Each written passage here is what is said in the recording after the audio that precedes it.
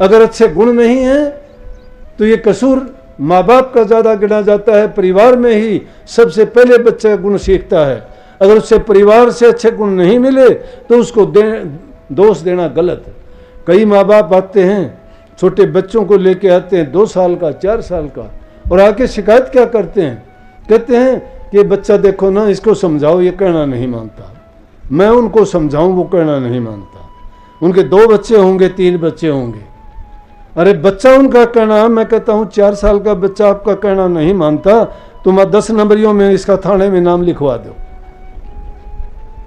4 साल का बच्चा कहना नहीं मानता। तुम उसको अच्छी तरह से प्यार से बोलो, कोई लोभ लालच दे के, अरे फरीद की माँ ने तो थोड़ी सी शक्कर रख के फरीद साहब को छोटी सी उम्र में ही 5-7 साल की उम्र में पूरी कुरान शरीफ याद करवा दी थी। हम उनके प्रति नेगेटिव भाव क्यों लेके आते हैं? उन बच्चों को प्यार से क्यों नहीं कहते कि बेटा ये गलत है, ये सही है? वो तो दुनिया में आके सीखते हैं, वो सीख के कुछ भी नहीं आते। सभी जीव जात ये गुण लेके आते हैं, लेकिन इंसान जब आता है ये बाहर से लेता है गुण। इसको नहीं पता था, पैदा होने के बाद तुमने हिंदी सिखाई, किसी ने अंग्रेजी सिखाई। ये चाचे ताऊ नाना नानी मामा भाई, ये नाते तुमने उसके बनाए, उसको नहीं पता था, वो नहीं सीख के आया था। लेकिन दूसरी योनियों के बच्चे जब पैदा होते हैं, कछुआ अगर जमीन में पैदा अंडे में से निकलता है, पानी की ओर भागता है, उसका जातीय गुण है। अगर मांस भक्षी कोई जानवर है तो पैदा होते ही उसको दूध की या दूसरी चीजों का चोगा की जरूरत नहीं, वो मांस खाने के लिए ही चल देता है, वो उनके जातीय गुण। लेकिन इंसान को पैदा होने के बाद बातें सिखाई जाती हैं तो सीखता है। इसलिए इसकी जो खूबियां हैं इस योनि की, इस जीव की, इसलिए जीव समझ नहीं पाता। इस जीव की ये खूबियां हैं कि ये जैसा बनना चाहे वैसा बन सकता है, जैसा उसको बनाना चाहो बना सकते हो। लेकिन जब हम उनकी परवाह ही नहीं करते, चोर अपने बच्चे को चोर बना देता है, ठग बना देता है, जो जिस हालात में रहता है देख के सीखता है, सुनने से सीखता है, सिखाने से सीखता है। तो बच्चे को जरूरत है अच्छे संस्कारों की। अच्छे संस्कार परिवार में मिलते हैं, माँ बाप को उनको अच्छी शिक्षा देनी चाहिए। तो उसका नाम गुणवती था और वो गुणज्ञ थी, बड़भागी थी। लेकिन एक बात बताऊं, जिस प्रकार से चंद्रमा के बिना रात्रि सुनी होती है, सूर्य के बिना दिन सुना होता है, उसी प्रकार से गुरु के बिना इंसान का जीवन सुना होता है। जिसके जीवन में गुरु नहीं है उसका जीवन भी इसी प्रकार से है जैसे चांद के बिना अंधेरी रात और सूर्य के बिना दिन का कुछ भी अस्तित्व न होना।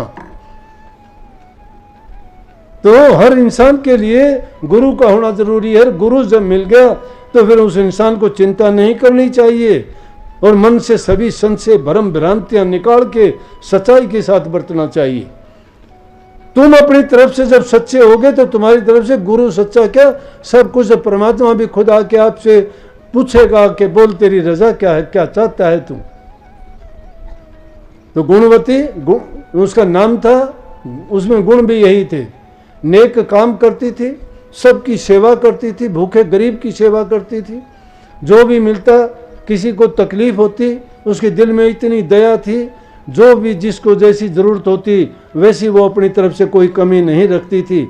सुबह का समय होता था, स्नान वगैरह करके मंदिर में जाके पूजा पाठ करती थी, ज़्यादा कुछ जानती नहीं थी। ये हमारे देश की पुरानी परिपाटी और रिवाज रही है कि धर्म के लिहाज से पूरी दुनिया के हम गुरु रहे हैं, शिक्षा में हम गुरु रहे हैं। सभी ज्ञान यहाँ से गया, शिक्षा यहाँ से गई, बड़ी बड़ी चीज़ दुनिया के लोग यहाँ से सीख के गए। लेकिन आज हमारा ही देश उससे पिछड़ रहा है और दूसरे लोग आगे बढ़ रहे हैं। उसका कारण क्या है? उसका कारण है कि हम संस्कारहीन होते जा रहे हैं। हमें अपनी संस्कृति का ज्ञान नहीं, संस्कृति भुला रहे हैं, लोगों की संस्कृति अपनाते हैं। हमारी संस्कृति अगर देखेंगे बड़ी पवित्र थी, बड़े हम शुद्ध थे, बड़े सत्य का पालन करने वाले थे, परोपकार और भलाई करने वाले थे। धर्म नाम की चीज दूसरी थी ही नहीं। जब जहाँ सत्य है, दया है, प्रेम है, वो भक्ति है। ये भक्ति के ही रूप हैं, भक्ति के अंग हैं सब। तो वो इस प्रकार से उसका जीवन चल रहा था। तो एक शिव मंदिर में रोजाना जाती वो, वहाँ पूजा पाठ करती, बैठती, और वहाँ से जब लौट के घर आती उसके बाद अपना दिन का कार्य शुरू करती। तो करते करते ऐसा एक दिन आया कि एक चोर रहता था वहाँ, उसने देखा कि ये लड़की रोजाना यहाँ आती है। वो ठग था, उसको ठगने के लिए उसे मंदिर में चला गया, और मंदिर में जाके उसने जब लड़की ने देखा, कहने लगी क्या बात है बाबा। उसने बाबा जी का भेष बना रखा, क्योंकि वो तो ठग लोग था, चोर था। कहने लगा कि पानी पीना है बेटी। बोली अच्छा पानी पीना है। वो पानी लेके आई, पानी लेके आई तो कहने लगा कि आपका गुरु कौन है। कहने लगी जी मेरा गुरु तो नहीं है कोई भी। अरे गुरु नहीं है तो छोड़ो, मैं पानी नहीं पीता। अब इतने अच्छे विचारों वाली हमारे देश में तो ये परिपाटी रही कि अगर कोई अतिथि घर में आए, अगर वो कोई चीज़ हमसे मांगे और उसकी इच्छा पूरी नहीं करे तो कहते हैं वो हमारे सिर पाप छोड़ के चला गया, और हम सोचते हैं कि हम किसी लायक नहीं हैं। ये तो बहुत गलत हो गया, अन्याय हो गया, पाप हो गया, जुल्म हो गया। बहुत बुरा मानते थे कि ये बद्दुआ देगा, शराब देगा, अच्छी बात नहीं। महात्मा से हाथ जोड़ के कहने लगी महात्मा जी अभी तक मैंने गुरु तो नहीं बनाया है।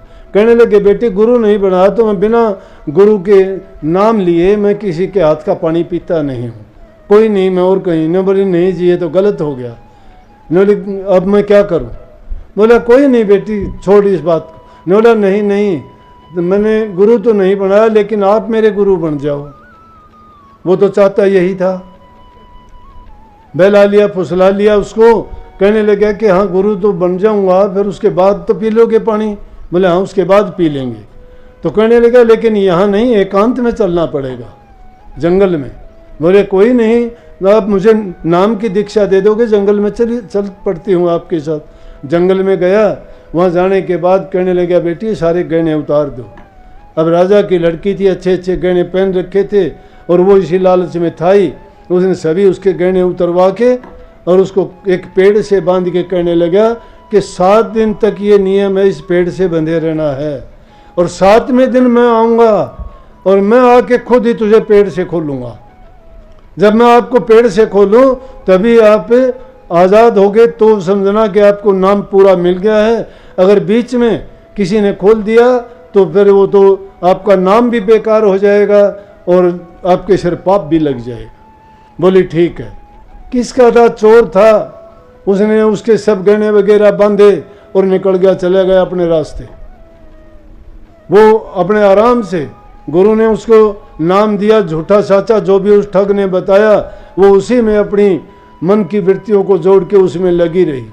अब जो लोग श्रद्धावान विश्वास करने वाले होते हैं, जिनकी तड़प जिस चीज़ की होती है